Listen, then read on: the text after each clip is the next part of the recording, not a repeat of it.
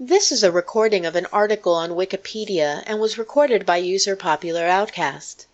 The material recorded is current as of the June 6, 2017 revision of the article. Black American Sign Language from Wikipedia, the free encyclopedia, at en.wikipedia.org. Black American Sign Language, abbreviated BASL, or Black Sign Variation, abbreviated BSV, is a dialect of American Sign Language, abbreviated ASL, used most commonly by deaf African Americans in the United States. The divergence from ASL was influenced largely by the segregation of schools in the American South. Like other schools at the time, schools for the deaf were segregated based upon race, creating two language communities among deaf signers. White deaf signers at white schools and black deaf signers at black schools. Today, BASL is still used by signers in the South despite public schools having been legally desegregated since 1954. Linguistically, BASL differs from other varieties of ASL in its phonology, syntax, and vocabulary. BASL tends to have a larger signing space, meaning that some signs are produced further away from the body than in other dialects. Signers of BASL also tend to prefer two-handed variants of signs, while signers of ASL tend to prefer one-handed variants. Some signs are different in BASL as well, with some borrowings from African American English. The following is a listing of the contents of this article. Section 1, History. Section 2, Phonology.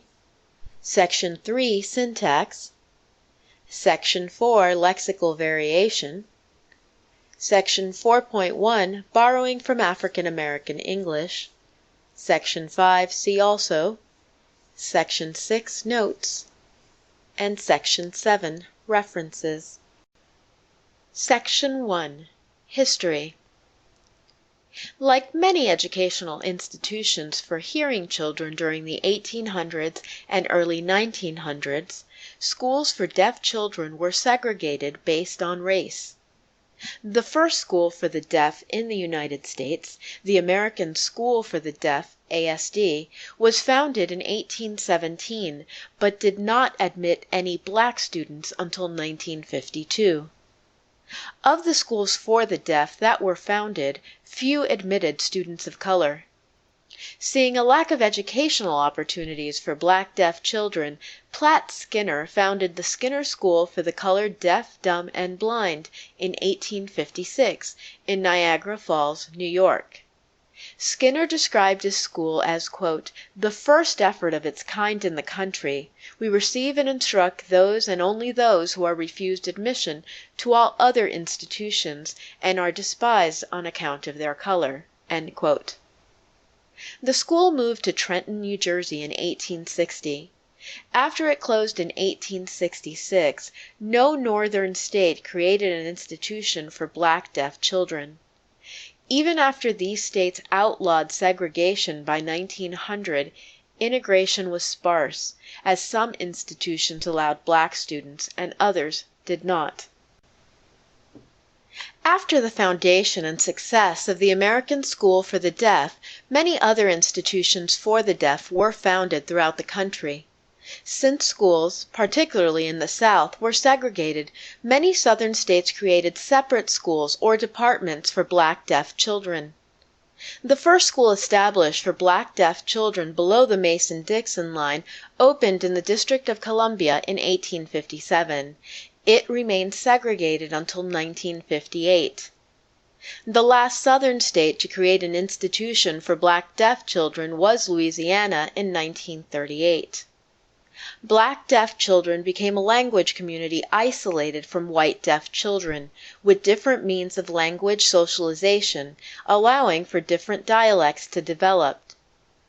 Because the education of white children was privileged over that of black children, Oralism, the prominent pedagogical method of the time, was not as strictly applied to the black deaf students. Oralist methods often forbade the use of sign language, so black deaf students had more opportunities to use ASL than did their white peers. Despite the decision in Brown versus Board of Education in 1954, which declared racial segregation in public schools to be unconstitutional, integration was slow to come. Schools for the deaf were no exception. The last desegregated in 1978, 24 years after the decision. As schools began to integrate, students and teachers noticed differences in the way black students and white students signed.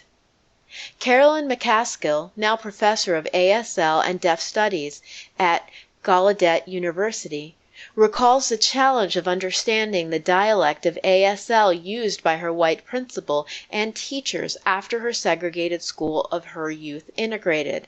Quote, "When I began attending the school, I did not understand the teacher, and she did not understand me because we use different signs." End quote. Carl Kronberg was the first to discuss differences between BASL and white ASL in his appendices of the 1965 version of the Dictionary of American Sign Language. Work has continued on BASL since then. As deaf education and sign language research continued to evolve, so did the perception of ASL. With the publication of the Dictionary of American Sign Language, ASL began to be recognized as a legitimate language. The greater acceptance of ASL as a language led to standardization and the development of a prestige dialect, which was based upon the signs used at Gallaudet University. Despite this standardization, ASL has regional, distinct accents similar to those of spoken languages. Dialects that are different from the standard one, and especially those spoken by marginalized groups, are often stigmatized.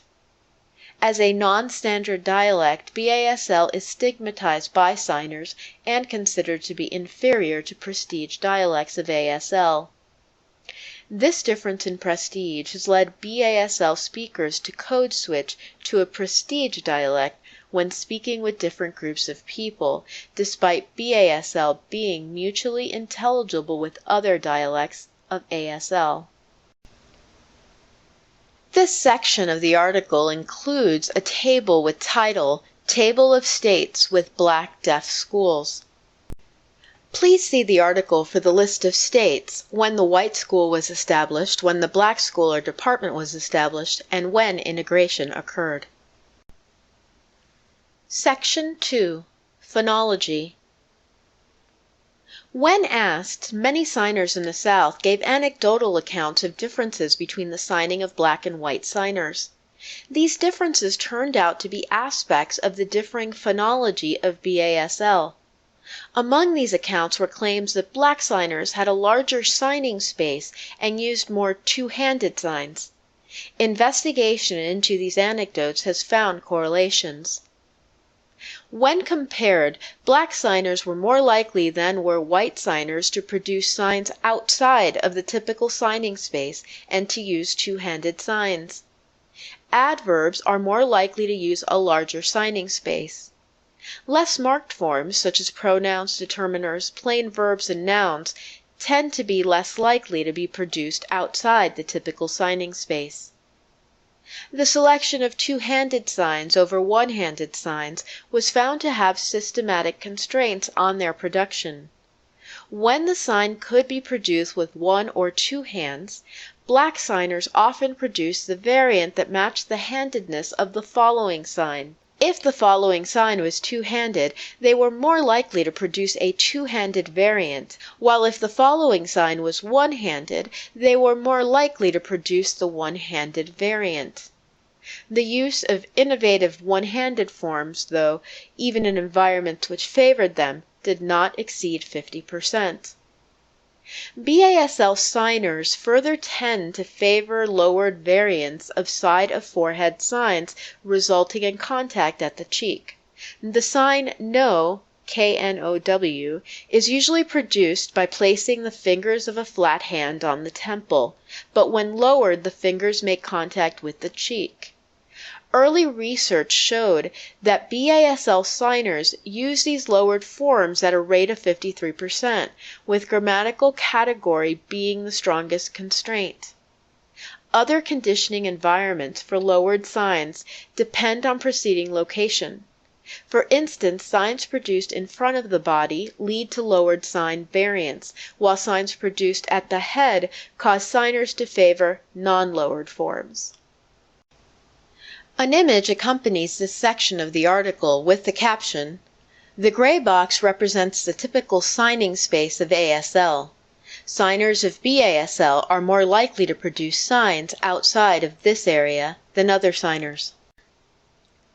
Section 3. Syntax. Unlike ASL, BASL allows for the frequent use of syntactic repetition. In a study conducted by McCaskill of 26 signers, 13 black and 13 white, black signers had 57 instances of repetition compared to 19 from white signers, and of those 19 instances, 18 were made by a single signer. The use of repetition by BASL signers is considered to be pragmatic rather than as a way to clarify meaning. A study in 2004 by Melanie Metzger and Susan Mather found that black male signers use constructed action with or without constructed dialogue more often than white signers, but never use constructed dialogue by itself. These results were not reproduced in a later study into constructed action and constructed dialogue by McCaskill, which found that black signers not only used constructed dialogue but did so more frequently than white signers. Section 4. Lexical variation. Lexical variation between BASL and other dialects of ASL was first noted in the Dictionary of American Sign Language. In a later study of 34 lexical signs, black signers were found to have 28 signs that white signers did not know. Older signers are more likely to use variant signs than younger signers. Most of these signs, having been developed in segregated schools for the black deaf, refer to everyday life. Younger signers of BASL are less likely to use these variants, but when asked about them are aware that older signers have and use these innovative signs. Section 4.1. Borrowing from African American English.